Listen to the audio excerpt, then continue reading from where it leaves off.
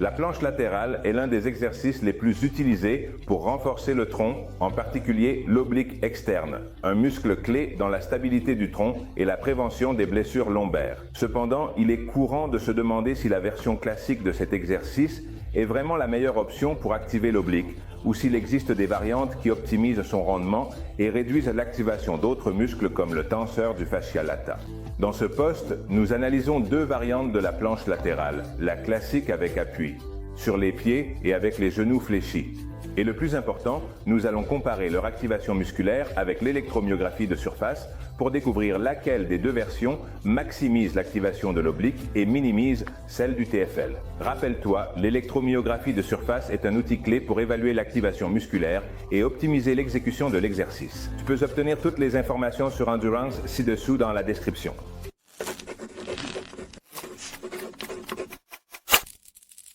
Sur les réseaux sociaux, dans divers programmes d'entraînement, on affirme que la planche latérale traditionnelle, avec appui sur les pieds, peut générer une plus grande activation du moyen fessier et du TFL, réduisant la participation de l'oblique externe dans la stabilisation du tronc.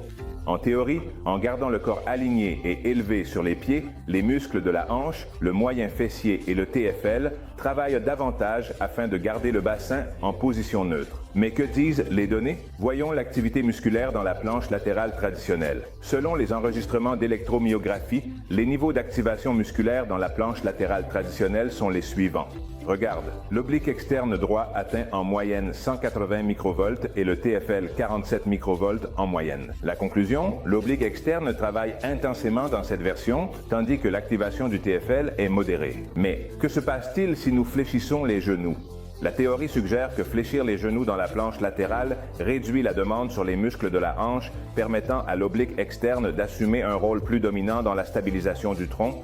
Pour vérifier si cela se produit en pratique, nous allons analyser à nouveau l'activation musculaire avec l'électromyographie et examiner les résultats.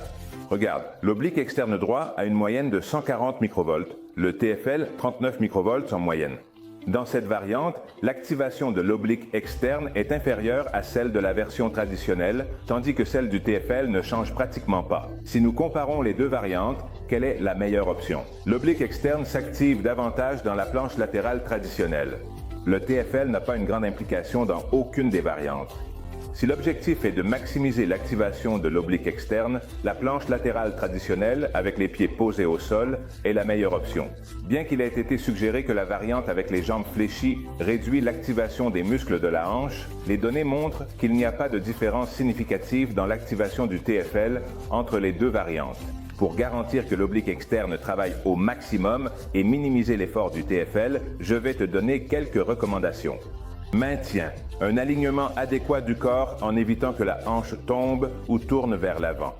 Active ou essaie d'activer consciemment l'abdomen en t'assurant que l'oblique externe supporte la charge principale. Si tu sens que le TFL s'active trop, essaie des ajustements dans la posture, comme modifier la position du pied ou l'angle d'inclinaison. Si tu veux t'assurer que tes patients tirent le meilleur parti de la planche latérale, utilise l'électromyographie pour mesurer l'activation musculaire en temps réel et choisir la meilleure variante pour chacun de tes patients. On se voit dans le prochain post.